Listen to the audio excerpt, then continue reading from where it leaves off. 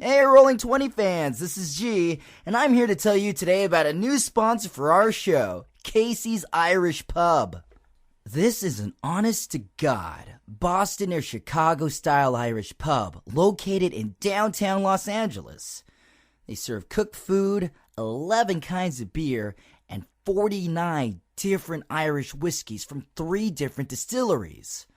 What does that mean? That means if you're looking for a good drink during a Los Angeles convention, you don't have to go far. If you're headed to Los Angeles for E3, Kamikaze, Anime Expo, the Los Angeles Car Show, or one of the hundreds of events happening near the Staples Center, then a good meal and a glass of Guinness is just a short walk away. Jeremy, the loud guy who won't shut up when we do our own podcast, he actually ate there during the last Anime Expo, and he said this. Forgive me if I don't sound like the guy.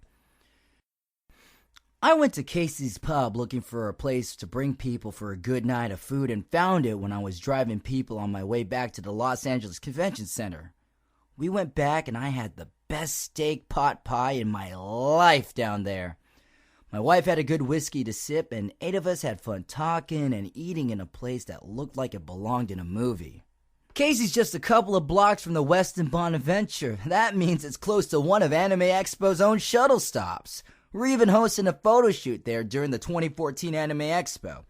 If you want more details on that, email us at mspfreight@yahoo.com. Hey, so do yourself a favor. And don't stock up on bad beer and try to mix something sitting at the desk of your hotel room. Ride the elevator, get off at the Bonaventure, and walk to Casey's Irish Pub to get some drinks by their bartenders. Make some new memories and have some fun. We want to see you there.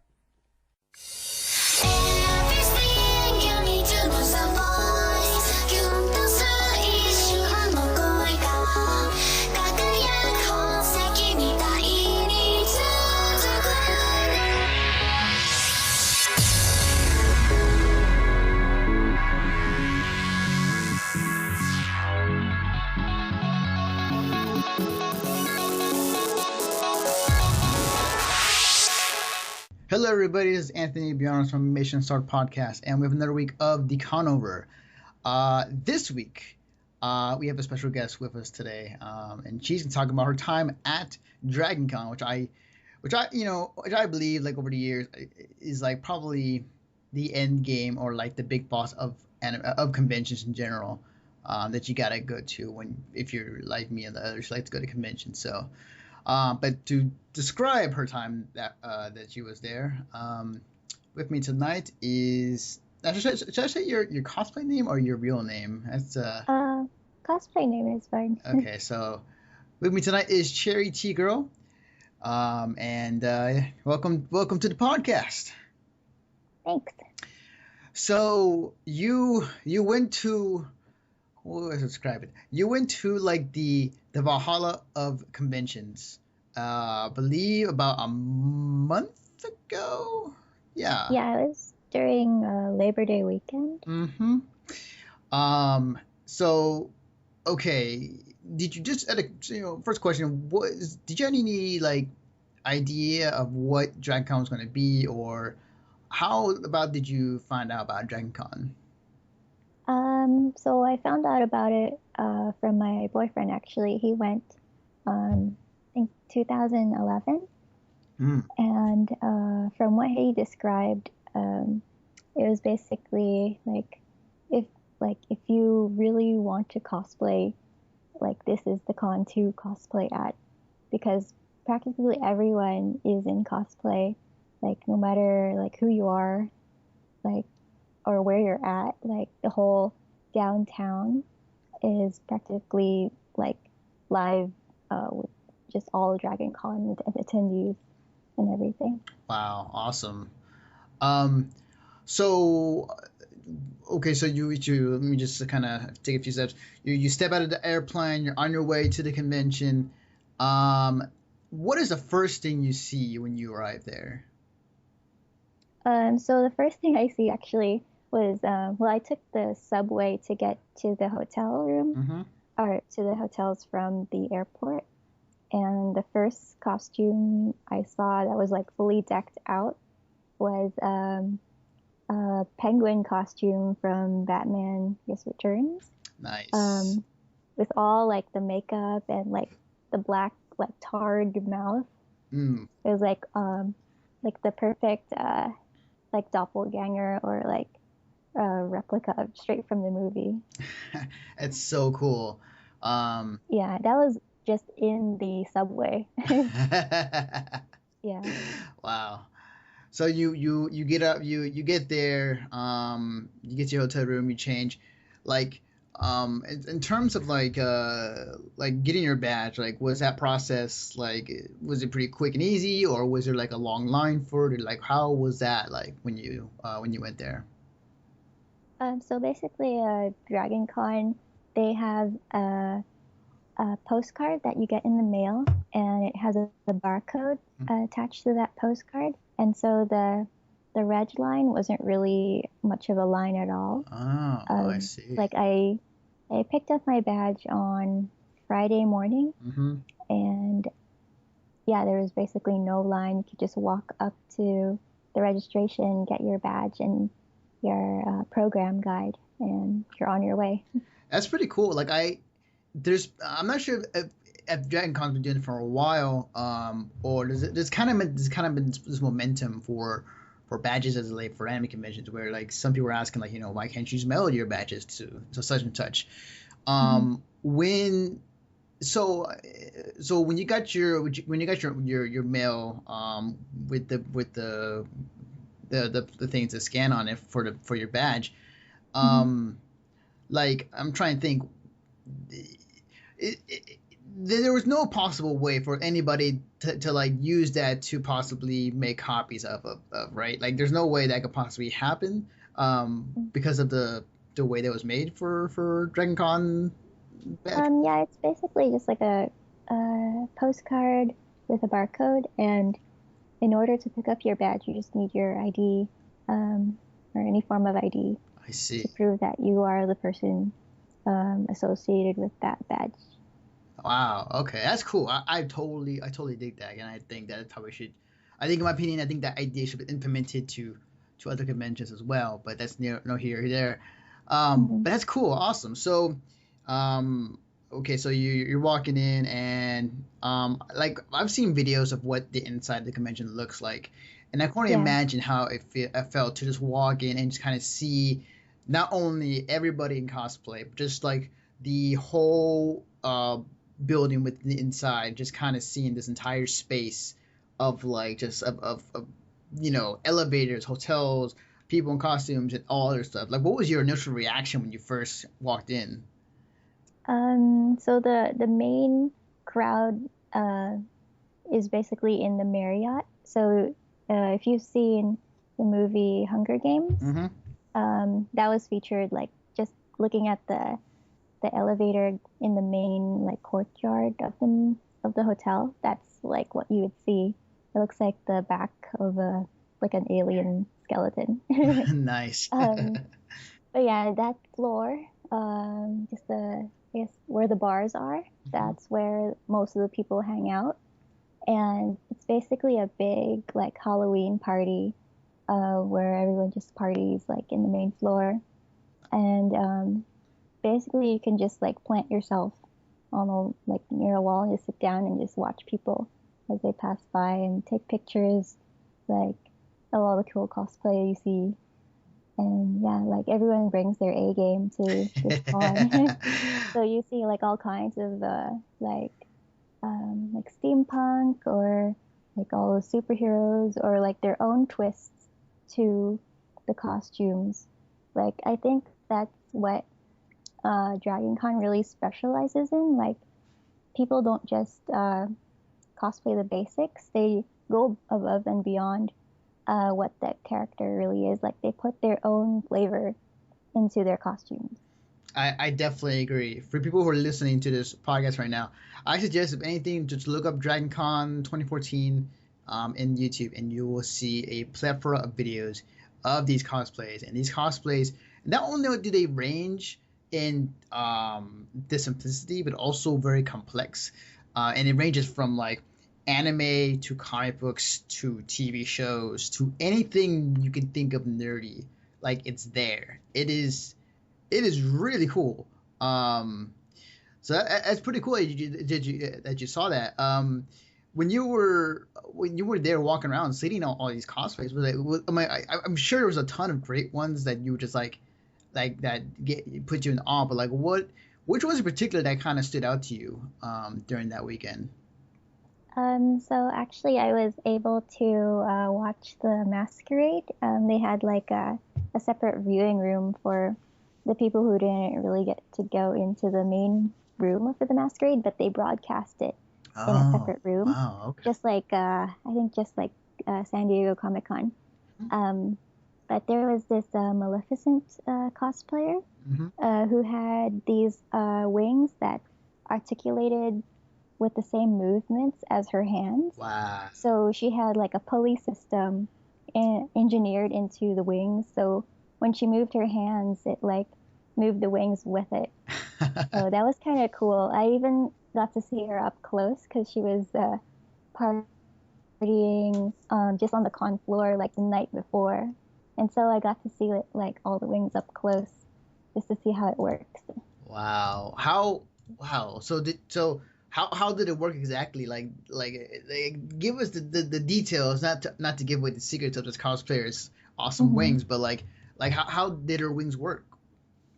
So she has like a harness in the back, and I guess she has like these pulley strings Mm-hmm. that can move with the movements of her arms. Mm. So I'm not sure if anything was really like electronic, but a lot of it was like mechanical engineering Wow, that's really, really built into the cool. costume. Yeah. That's really cool. Wow, awesome. Since you touched on the subject, how was the masquerade overall? Like compared to other conventions, like how do you feel about DragonCon's masquerade? I think it's pretty well coordinated.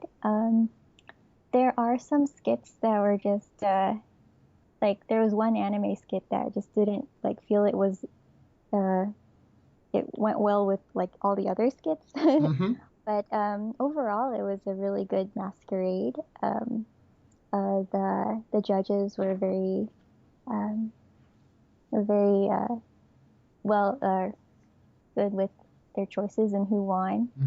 Mm-hmm. They had a separate kids category, Oh, cool.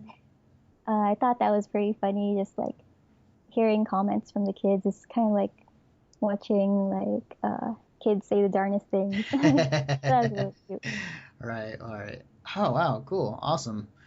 Uh, I didn't know that Dragon Con had a separate room for anybody who couldn't make it into the main hall of the masquerade so they can watch it. That's really cool. I mean, like the only thing I can really compare to that is like my time at Evo where like there was a main stage up front, but like there were also screens in the back for people who can't be up front or a little too far away. But there's like TV monitors or the TV screens big enough where you can watch and you can still see the action. Hmm. That's really cool. Wow, that's awesome. What are the other things that you managed to check out when you were there at DragonCon?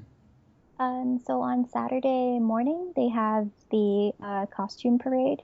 Ah, yes, So yes. I woke up early for that because the time difference from California to Georgia is 3 hours. Oh, So I had to wake up super early, like for my time, just to watch that parade. But it was totally worth it. Like I got a spot in the shade and I stood there, like just watching the crowd of people in the parade, and it was very like hype. Like people in the parade like really like put on a good show, high fiving like the kids that were really excited to see them, like the superheroes. There's all kinds of like floats and decorated cars. Um, yeah, it's like everyone brings like their best stuff to Dragon Con. wow. Um, one of the other key stables of DragonCon is the parade. And from just I like that idea of like having a convention, having a convention of people already in cosplay, but like more or less giving a show to the community at the same time of like hey, we're not only going to be, in costume in the area, we're going to give you a parade so you can check out what exactly our costumes are about. And it's really cool to see. And again, for people who don't know, check out on YouTube, look up Dragoncon parade, and you'll see a good amount of videos of that. Um, did it make you wanted to be in the parade for next time around, or like when you're watching the whole thing unfold? Yeah, I think it'll be fun to do like group cosplay. Like if you have a really big group and you all coordinate the same series. Mm-hmm. Like for example, there was a group that did the dwarves from the Hobbit movie, and they Mm. all had like barrels around them, and in that one scene, like, yeah, just like that one scene. Right, right. And there was even like a periodic tables group Really? where Really? No way. Seriously? each element was like their own personal style of what that element would be. Like for example, manganese. This guy had like a whole like box full of manga, thinking that like, oh, this is what represents this molecule. Right, right. Wow, that's really cool. Was this parade like what day was this on? This is on Saturday morning. Oh, okay, gotcha. And DragonCon is a 4-day event, or is that?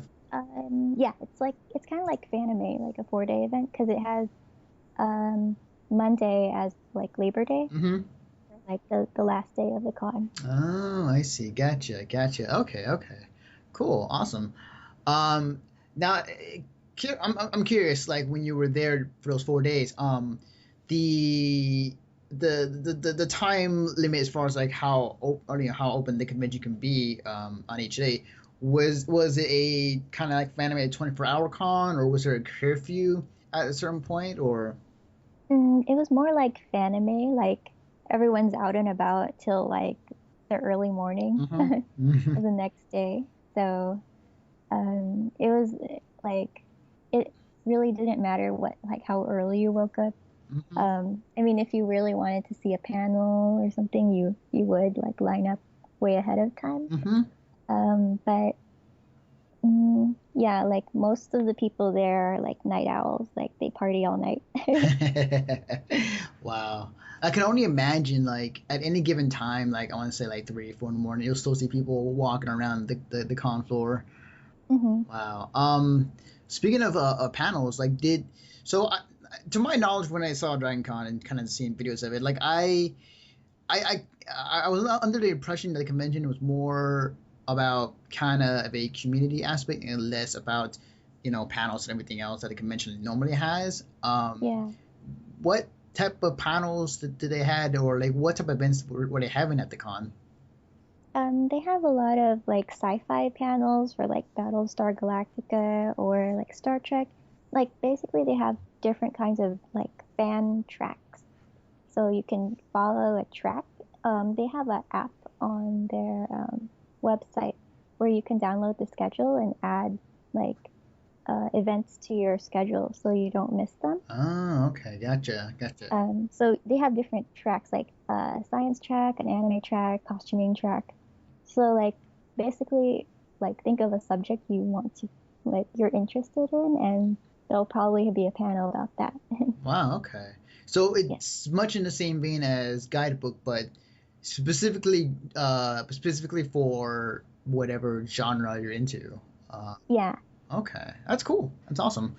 Um, by any chance, if you happen to see it, was there a video game room, or was the convention like mostly made of other things minus that? Yeah, I don't know if there was actually a video game room. Like I think it was mainly focused on the costuming. Okay, cool, Yeah, awesome. and the partying. Yes, and the mass amounts partying. Yeah. Um, so the other things I'm curious about, since you were there, is like I mean, like you pre-reg before going, right? Hmm. What was the price for the badge? for a badge. The earliest you can pre-reg is like right after the con ended. It was like $75, Mm-hmm. and I think now it's $85 until November 14th, I think. I see. So they literally start the registration process right after the convention. Okay. Yeah. What is if somebody wanted to do it like last minute buy a badge, like what would be like the price? Like what would be the highest price? Like what's the last day for, like would that look like? Let's see, Dragoncon memberships. I'm not sure actually what the price was at the door. Hmm.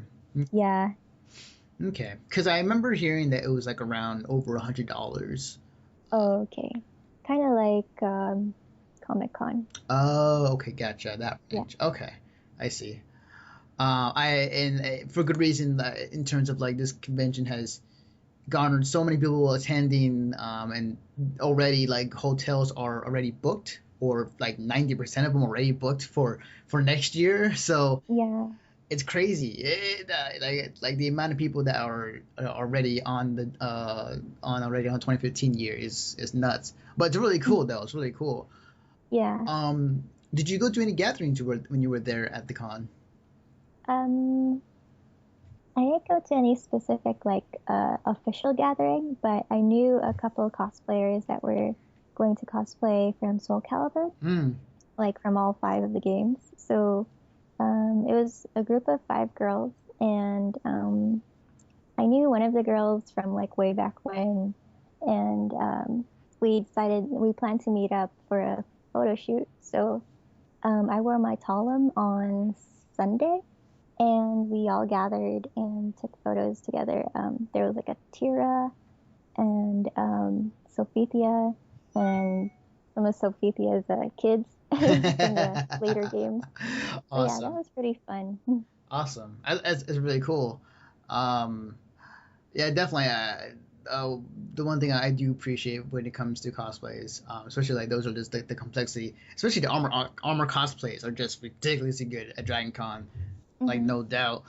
Um, so the other thing that I wanted to ask was, so during your time there, like what was your main like source of food? Like where did you go? Like it was like if it was like on a Saturday afternoon, like where would you go for food in that area? I mainly went to the food court in the mall. They had like the most affordable food, and uh, they also served it pretty fast. Oh, okay. Especially if you had to make it to like a certain event that you wanted to go to. Um, yeah, the food court was the most convenient way of eating. How far was the mall in conjunction with the convention? Actually, everything is all connected through skyway bridges, so you didn't Oh, really I have to see. go outside unless you had to pick up your badge, which is in the Sheraton. I And then the dealer's hall is actually a separate building where you have to cross the street from the Hyatt. how many? And that's the, yeah. I was gonna ask like how many buildings are connected to Dragon Con? Because I had figured everything was in one building, but I didn't know it was like connected to other buildings as well. Well, the Marriott is the main building, Mm-hmm. and then adjacent to it is the Hilton, Mm-hmm. and then on the other side, like connected to it also is the Hyatt, and connected to the Hyatt and the Marriott is the mall. Wow. So I'm picturing this right now. So Dragon Con must be freaking huge. Like Hmm. the it is a combination of like four buildings. I'm kind of picturing in my mind. Wow. Yeah, Wow. Okay. So everything is pretty much settled there. yeah, That's crazy. So you just talked about the dealers hall for a second. So that was in a separate building. yeah. Wow. So how I mean, I can only imagine how big it was, but like, was the Scepter selling there at the dealers hall kind of same things you would see like at an anime convention, or was it a mix of just kind of everything like Dragon Con in costumes, but like in the same vein, like for the dealers hall? So the dealer's hall is actually two floors. The first floor was a lot of like the smaller stores where what you would see at like a swap meet. Mm-hmm. It has like all the collectibles you would see for like movies or old cartoons like from the 80s. Mm-hmm. On the second floor, you would have more of the bigger stores like you would see in like anime conventions. You would also see like other cosplayers selling their stuff there. Um, and like other things you can buy for cosplay, like steampunk accessories, weapons, um, like leather work, like so many things you can just like buy for costuming there. Wow. So they had 2 floors literally of just like stuff that you can buy. Mm-hmm. Wow, that's cool. It's again that it kind of tells you how big Dragon Con is. um, so in terms of walking around the convention floor or the dealer's hall or anywhere within the convention, like how was like room to walk around in? Like, was there enough space for you to where at times where like you feel like it may be cramped, or was it just like consistently throughout the 4 days like there's enough of room to walk around, dance around, or whatever, without any problem? I mean, there's definitely room to walk around. It depends on where you are. In the Marriott, that's where like most of the people hang out. Mm-hmm. And like towards the bar area, there's like a bunch of like clusters of like groups of people. But if you have a big costume, I would suggest having handlers, just making sure that you're not running into anyone like with like big wings or like poking anyone's eye out with like your weapons. Right. But yeah, just a lot of people were very uh, respectful with other people's space.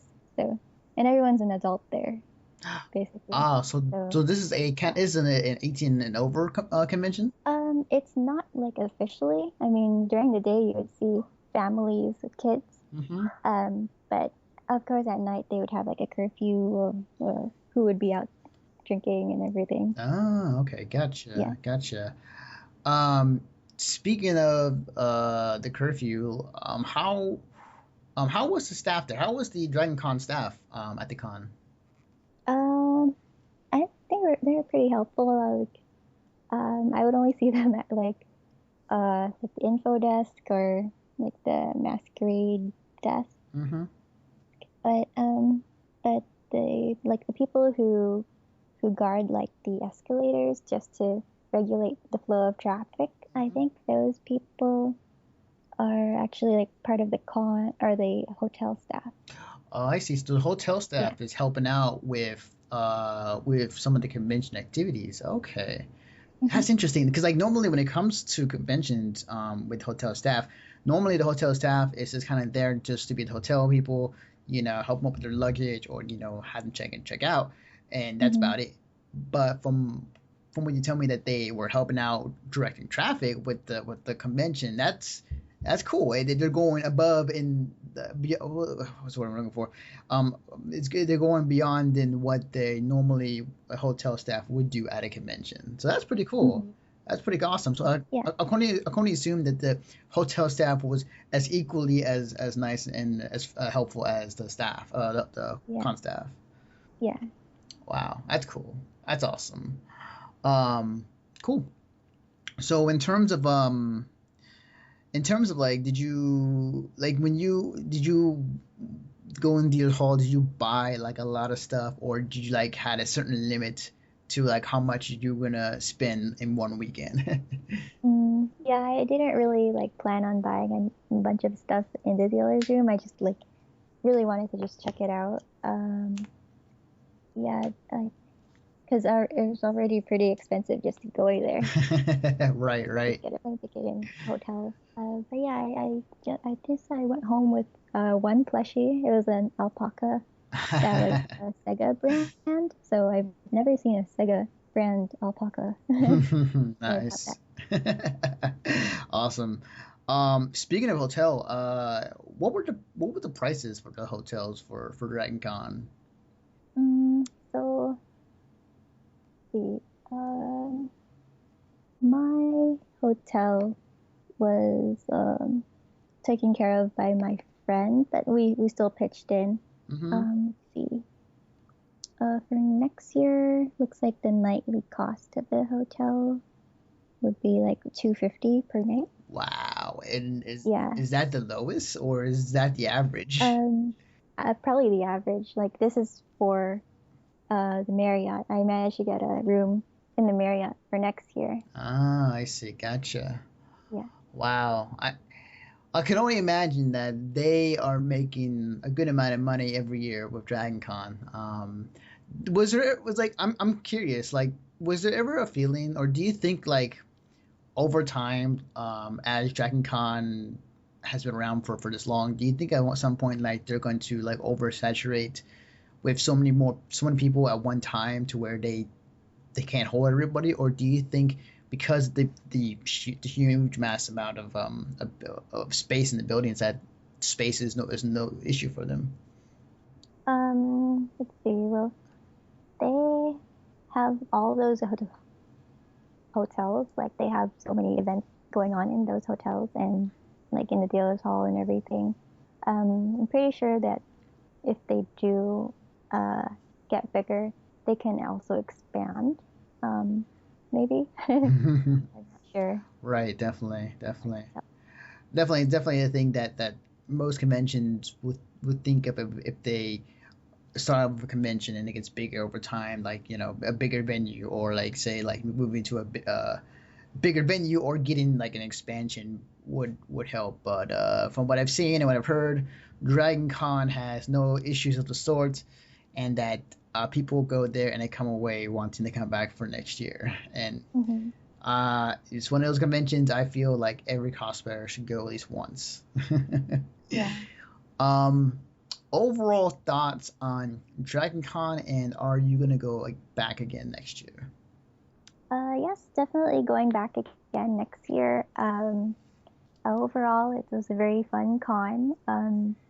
I forgot to mention that there's also a nightlife event at the aquarium. Oh. And the aquarium, the Georgia Aquarium, is actually walking distance from the con, or you could take a bus there. And they have the whole event catered to Dragon Con attendees. They have like a cosplay contest there, and you can check out all the exhibits, see the fish, otters, and everything. Wow, that's really cool. So Yeah. to go into that, before we get your final thoughts, so Dragon Con's held in Atlanta, right? Like, so during that weekend, like, is the city of Atlanta in that general area, is that like dedicated to Dragon Con, and the shops around it are like happy that they're there and they're giving discounts, kind of the same vein as like Comic Con in San Diego? Is it that type of feel in? Yeah. Oh, okay. Yeah. Like the popularity of Dragon Con, that like how many people it attracts, and like the whole city is actually like very proud to welcome like Dragon Con attendees. Wow, I totally dig that right now. Yes, Yeah. that's really cool. So it's the same effect. Okay, that's really awesome. So are there then other events happening outside the convention area or in the convention area related to Dragon Con that some places are throwing? Yeah, there's definitely like um I mean if they after advertise for it, like little parties that go on, or um like little events here and there at a restaurant or something. Like even in the food court, they had like specific desserts catered towards like Dragon Con attendees, like yeah, just stuff like that. Cool, awesome.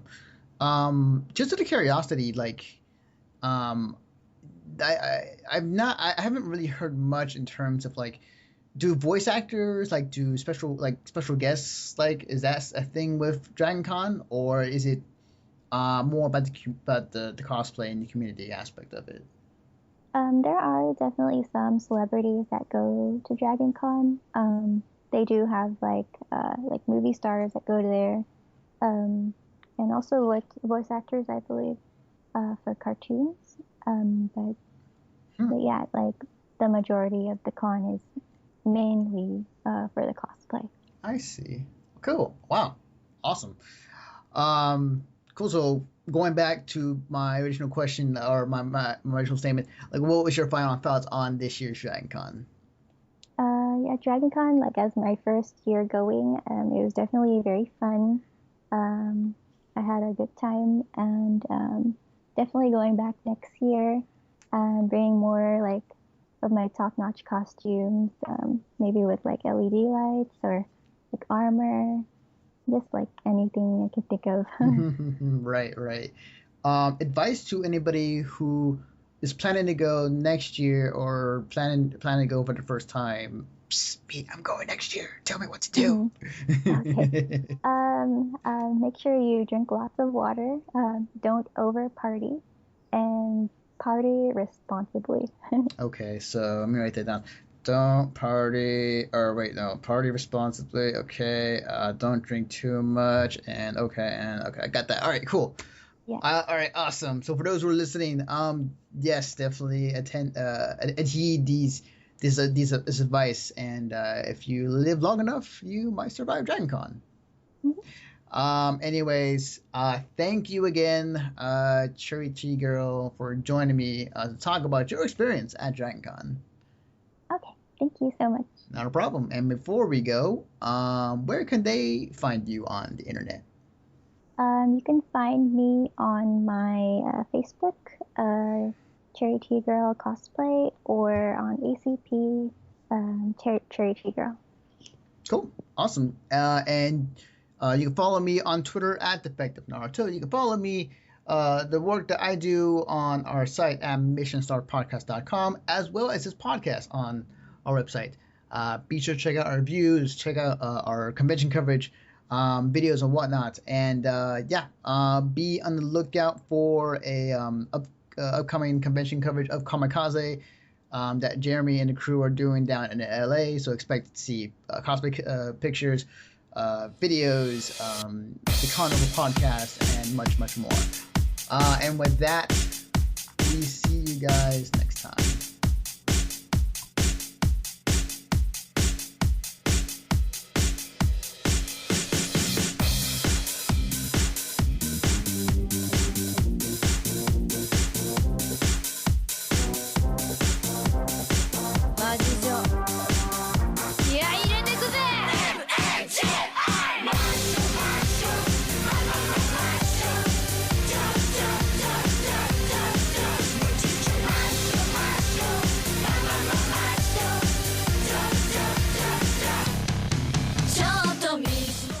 Hello, everybody. This is Anthony Bionis from Mission Start Podcast, and if you enjoy listening to us not only on the website but also on iTunes, be sure to check us out on Stitcher as well. Stitcher is an iPhone, Android app, also on other smartphones. You can download for free. And also registration is for free too. It's an app that you can listen to any podcast that is on there without ever downloading a file. When you register with Stitcher, be sure to put in promo code Mission Start or Conover or both, and you get to automatically be entered into a $100 prize every month from Stitcher. So be sure to check us out, support us, and we'll support you guys.